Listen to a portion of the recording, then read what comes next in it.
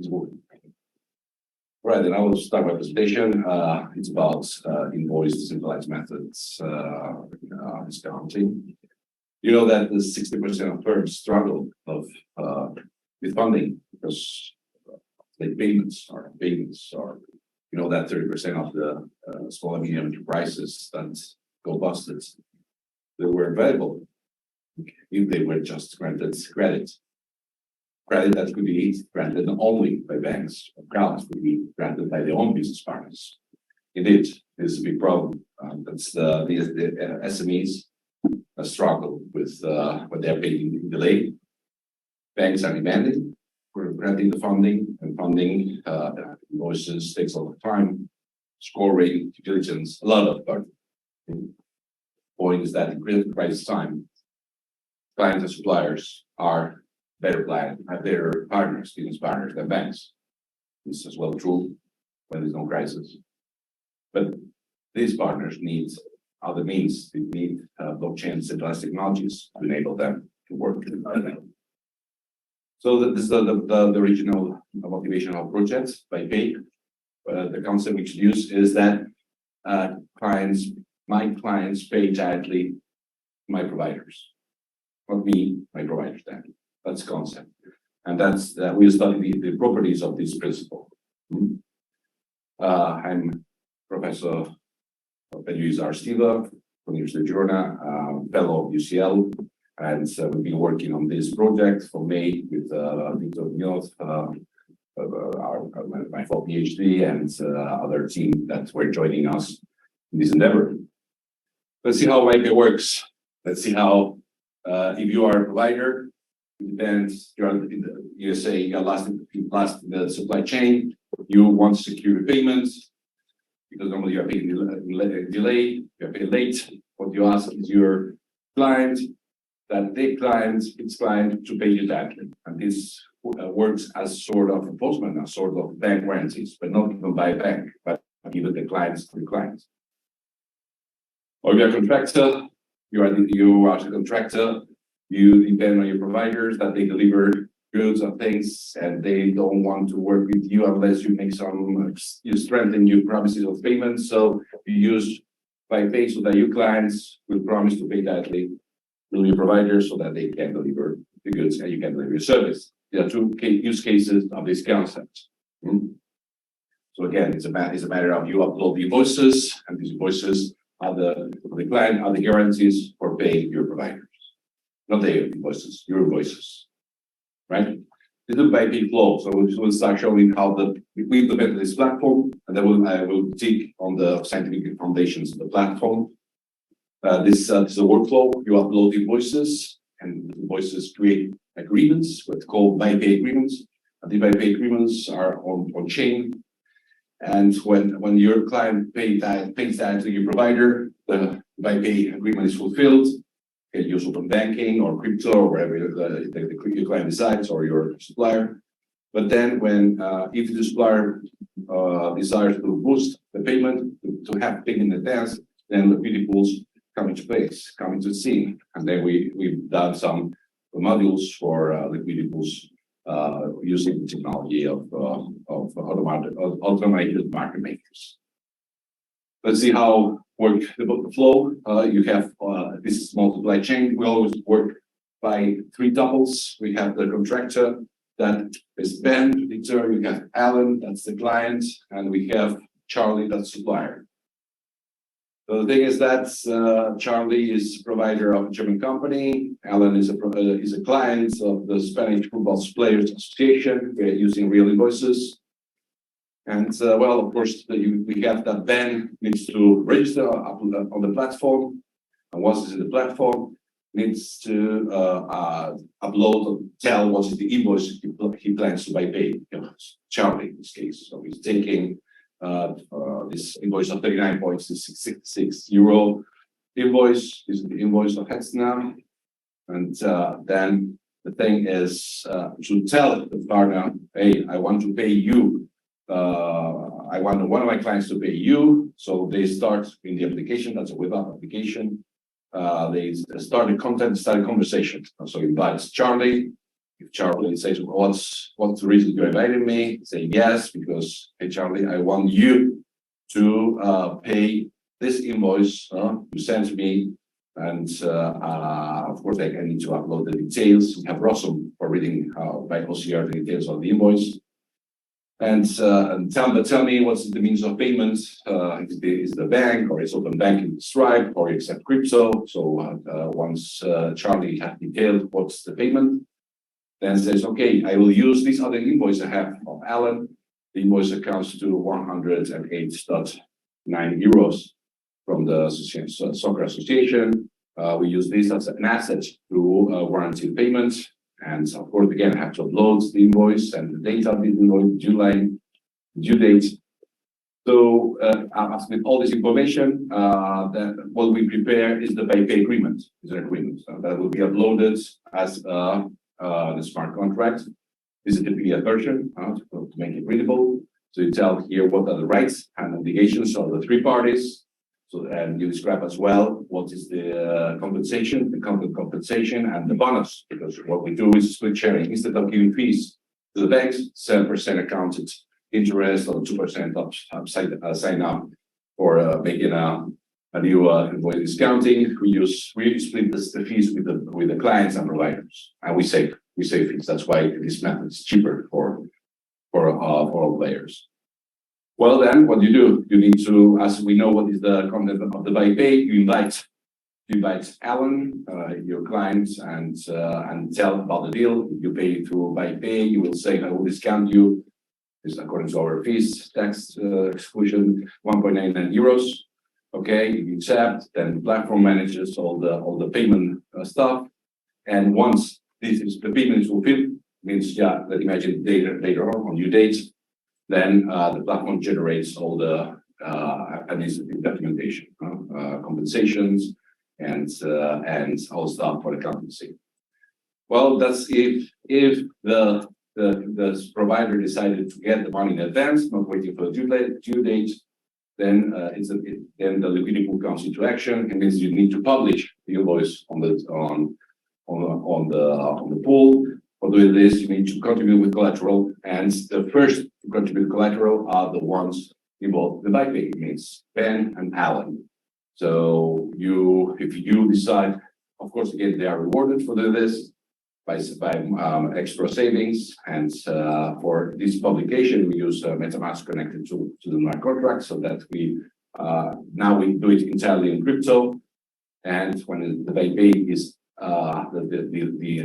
the invoice is uploaded, now we know what is the asset that we start contributing with collateral. That could be initially Ben and Alan, but as well you can invite others to join to the pool of this. Then once it's enough collateral, could be uploaded on the new design I'm going to explain further is the reverse Kelly autonomous market maker. Then it calculates how much premium should, in this case, Charlie pay.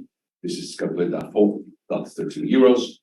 And when this paid, then Charlie receives the full payment in advance, the 39.66.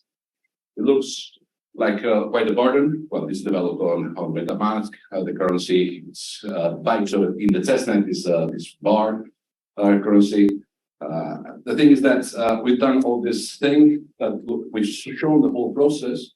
But this, compared to a bank process, is much simpler. The thing is that for the initiator, you just say, okay, I want to Byppay this invoice, and then the two others are deciding as a negotiation to accept or not, and then let the application do all this stuff. All right.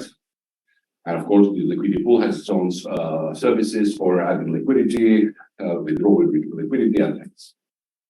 All right. So the thing this is implemented. We have the form view. Is developed in Vue. That's for web apps. So it's running on iOS, it's running on Android, and the back end is developed over IPFS for storing invoices, and the details of the back end quite structured. And we have code for the autonomous market maker. We have code for the Byppay agreements and smart contracts to make these payments, and we have as well the tokenization. This will be the thing done to create a real software that's developing the concept. Now I'm going to tell you the science behind why this is done. First thing is to benchmark Byppay in state of the art. Byppay is in the category of debt clearing. So debt clearing means we have a network of invoices, a network of debt, and we calculate the equivalent network with less debt, less density, but have the same balance, right? So Bappay, I don't know how it was named, 2009, studied the debt clearing problem and gave it a dynamic solution, dynamic parameter solution. You see the original network of debt and the final network of debt. And this solution is obtained with a very complex, highly complex algorithm. It's a 3 power n. A decade later, there was another system named netting that is developed by Gabriela and Popa. And this is a service that is working real. It's applied in Romania, and is the public minister of finances that is using the system, spending 20 billion euros a year in contracts and invoices. So far, 1 million invoices have been processed in this system. And it's about circuits. You see here the network of companies. So what you do is to find out what are the circles, the circuits, what they call, and make compensations through all the circles. And so that you simplify, get less density, and but less density means less payments, and you apply the compensation means. Here I have an example that we have an example of the algorithm with 3 companies. That initially is the public company, public service that is paid to a provider, another provider, and back to the first government public body. And you see how the algorithm is detecting what are the invoices and calculates and estimates the commonality. And in this case, the amount to compensate is 13,000 over euros. That means that is compensated, has not to be paid, because they apply compensation and they count this as compensated invoice. Here comes Byppay then. Byppay is the same. It's a general case because final circuit is the specific case of Byppay. Byppay is just reasoning 3 by 3. Every 3, we can apply the same algorithm, same reasoning. If we have this potential case of 3 users, that's the client of the company and the provider. Of course, we can have 2 possible solutions with less density, less payments because of compensations. We apply this. The advantage of this algorithm compared to netting or patches is that because this is fully implementable as a distributed algorithm, a bottom-up algorithm. The others are centralized from the point of view that they need to upload all invoices. All invoices. The more invoices, the better for making the graph analysis and making the compensations. But here is you run it can be run distributedly, and it's easier to be implemented from a decentralized point of view. That's why we chose this. But not only because of this, because then we benchmarked it, and with Gabriela, and we used 2021, and we were using over 133,000 invoices, accounted up to 20 billion over the year, and our algorithm offered a reduction of 44% more debt cancellation and a less density of 25% on average. And here you have an example. It's an example of a month of April 21, over 111,000 invoices, 1.5 billion. And you see how much circuits are detected by base compared of Gabriela and Steven, our algorithm. And you see how was the density reduction on that month. So not only is more useful because it's this bottom-up, this potentially centralized algorithm, but as well, despite this is a heuristic, when you let it work, then you have closer to faster to a more efficient solution of that query. Then what do we have? We have the other device. The other device is the decentralized Kelly. We're using for the pool. We use the reverse Kelly. It means once we have a Byppay for an invoice, and this invoice that is qualified for Byppay, but then you want to be paid in advance, you use a pool. This pool is designed this way. Using the Kelly formula, as you know, this is we have these parameters. It's about telling what is the optimal investment you should be involved in.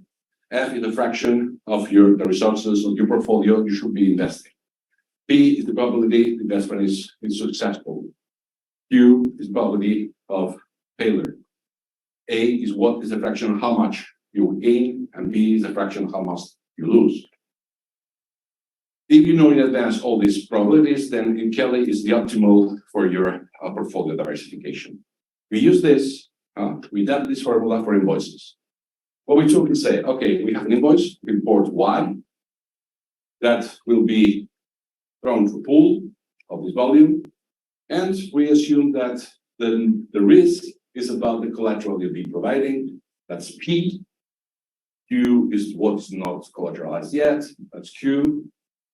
Precisely what you are risking is A in the invoice, just in the case of invoice. And F, the fraction, as you know, what's the size of the invoice, is Q times what you're losing of the invoice divided by the volume. So if you know P, Q, A, and F, the only remaining thing that once reversed is clearing B. And once you know B, then you get the premium. And what's the premium? The premium is the potential profit divided by the potential loss. The potential loss we know is Q, is how much is asked for funding. Finally, what's the remaining collateral of your invoice, and the potential profit is the premium. So when you know B, it's straightforward knowing the premium.